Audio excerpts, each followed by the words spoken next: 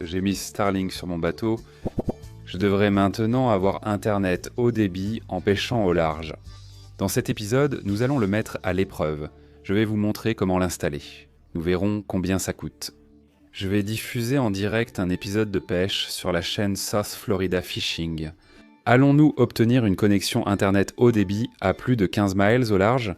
Découvrons-le. Allons-y. Ceci, c'est l'Internet par satellite Starlink et on va le mettre sur le toit de mon bateau pour faire du streaming en direct de pêche dans cette vidéo. Ça a l'air assez simple à installer. Ça arrive dans cette boîte prêt à l'emploi. Starlink, on a Elon Musk avec nous et voici les instructions. Essentiellement, il y a 3 parties. Votre récepteur satellite, votre modem, puis votre alimentation électrique, et ici nous avons notre récepteur satellite. Ceci va se connecter au satellite et nous allons le fixer sur le toit de mon bateau. Ensuite, il y a un long câble ici qui va dans le routeur ou le modem ou le routeur. C'est à cela que votre téléphone se connecte, et tous les autres appareils vont également se connecter à ceci. Et la 3e partie, c'est l'alimentation électrique, qui se branche directement sur la prise murale. Sur le bateau, nous aurons une alimentation électrique à bord, que je vais vous montrer. C'est tout. C'est simple, branché et c'est prêt. Ma parabole satellite est le modèle standard. Ils produisent aussi une version mini, bien plus petite, d'environ cette taille.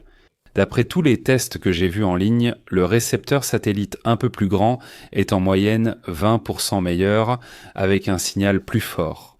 Je veux faire un peu de streaming en direct, donc j'ai choisi une parabole plus grande pour assurer.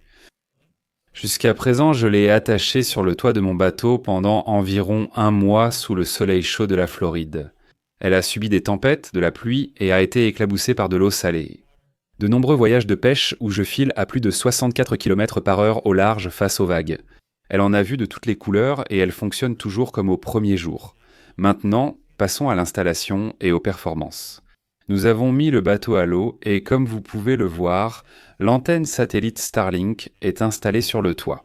Je l'ai juste fixée avec des colliers de serrage. Je veux la tester avant de faire quelque chose de plus permanent, mais regardez ça, d'Antkrozar. On a un double arc-en-ciel en arrière-plan. Ça doit être un bon signe. Ça va probablement directement vers les satellites dans Starlink dans l'espace. Mais on a une sorte de tempête qui se prépare et qui vient vers nous, ce qui est un bon test parce que je ne sais pas si tu peux le voir, mais il y a des gouttes d'eau qui se sont formées sur le dessus de l'antenne parabolique parce qu'il a plu un peu il y a 1 minute. Je l'ai simplement fixée avec des colliers de serrage, rien de grave. Elle tient à peine sur le dessus de mon bateau. La question c'est, comment ça va fonctionner ? Donc on a le câble qui descend du Starlink. Voici notre modem, auquel nous allons bientôt nous connecter pour tester la vitesse de notre connexion Internet. Et voici l'alimentation. Et l'alimentation est branchée à cette station d'énergie juste ici.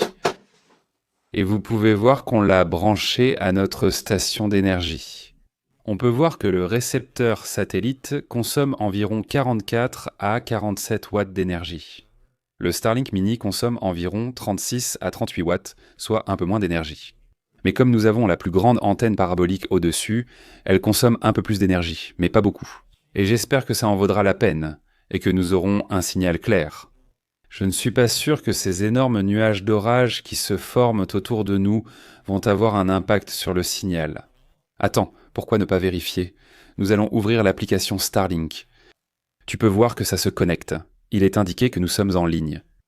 Le logiciel se met à jour. C'est seulement la 2e fois que j'allume cet appareil. Il doit donc se mettre à jour. Regarde, 82%, 83%, 85%. Je le laisse finir la mise à jour, puis on teste la vitesse. La mise à jour est terminée et maintenant il indique que nous sommes en ligne et nous allons faire un test de vitesse. Je viens d'installer mon ordinateur portable, ma webcam. J'ai un micro externe. On va essayer de faire un live sur le bateau pendant qu'on pêche. Mais d'abord, voyons à quel point le signal est bon. Où est le test de vitesse ? Appuie sur le bouton démarrer.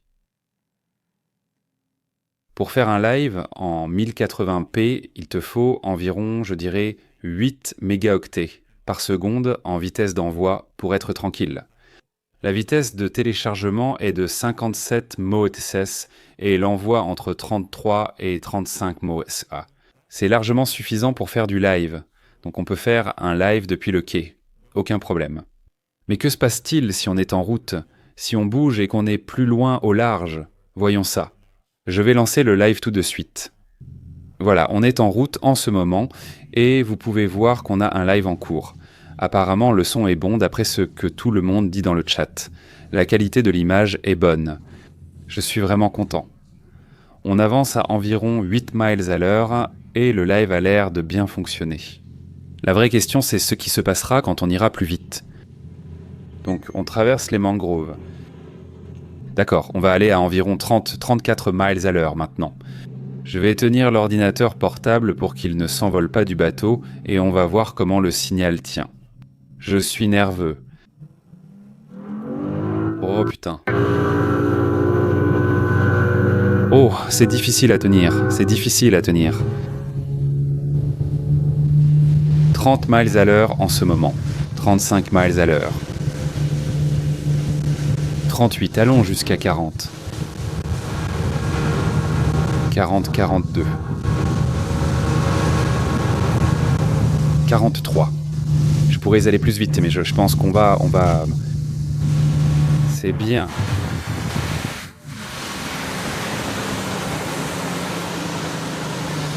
Je pense qu'on a eu un bon signal tout le temps. C'était très clair tout du long. Mais 40 miles à l'heure et on a toujours un signal clair. On fait en fait 43 miles à l'heure. C'est vraiment génial. On descend le ruisseau. Ce Starlink a bien tenu.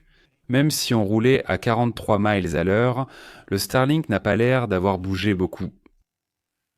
Seuls quelques colliers de serrage le tiennent en place. Impressionnant. Vous pouvez regarder ce live de pêche sur ma chaîne YouTube, mais j'ai accidentellement enregistré ça en 720 au lieu de 1080 haute définition.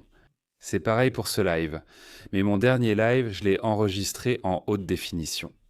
Voici un extrait de ce live que j'ai récupéré directement depuis YouTube. Et oh, je me suis en fait arrêter par la FWC pendant mon live classique.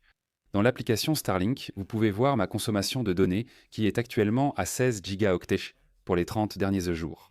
Il y a 3 pics pour les 3 diffusions en direct. Si vous avez le forfait 50 Go et dépassez votre quota, il facture $1 de plus par Go, ce qui reste raisonnable. Maintenant, pour le vrai test, nous partons à plus de 15 miles au large des côtes des Keys de Floride, juste au large de Key Largo, et nous allumons le Starlink. Très bien, je ne sais pas si vous pouvez le voir, mais nous sommes à environ 15 miles au large. Il n'y a aucune terre en vue. Et si vous regardez mon téléphone, il est actuellement en mode SOS, ce qui veut dire que je n'ai absolument aucun signal ici, mais nous venons de brancher le Starlink. Voyons si on peut avoir un peu d'internet. D'accord, le Starlink est allumé. Il est en train de se connecter. Qu'est-ce que ça dit quand tu te connectes? Il est écrit « Calcul de l'orientation ». Voyons ce qui se passe. Détermination de l'alignement. Parfois, ça prend jusqu'à 1 minute pour se connecter à tous les satellites. D'accord. Il est indiqué que nous sommes en ligne, donc la connexion a été établie, mais quelle est notre vitesse ? Faisons un test de vitesse. C'est pas possible. Là où c'est 58, 57, 60 mégaoctets par seconde en vitesse d'envoi. C'est vraiment bien. Je parle de la vitesse de téléchargement. 73. Parfait, on continue. Vitesse d'envoi. 56, 48, 45. Donc pour faire du streaming en direct, il vous faut entre 6 et 8 mégaoctets par seconde pour un flux correct. Et nous avons 50. Waouh! Regardez ça. Nous sommes en pleine mer, sans terre en vue, avec une vitesse de téléversement de 50 mégaoctets par seconde et une vitesse de téléchargement de 73. On peut regarder notre film préféré ici. Starlink dit officiellement que vous devriez avoir du signal à moins de 16 km de la côte, donc à 16 km au large. Nous avons eu du signal à plus de 24 km au large. Et quand je faisais un live, je parlais avec certains d'entre vous et on m'a dit que Starlink fonctionnait sur leur bateau jusqu'à 64, 80, voire 96 km au large. Ils avaient du signal. Je peux recommander Starlink à 100% pour vous. Et si vous avez trouvé cette vidéo utile, merci d'appuyer sur le bouton « J'aime ». Pour une raison quelconque, YouTube m'a mis en shadowban ou quelque chose comme ça. C'est peut-être juste parce que je ne prends que des petits poissons. Mais j'ai l'intention de faire de grandes aventures, de pêcher de plus gros poissons, de faire plus de lives de pêche, et on va emmener cette chaîne dans l'espace, à la façon d'Elon Musk. Alors, s'il vous plaît, pensez à vous abonner à la chaîne.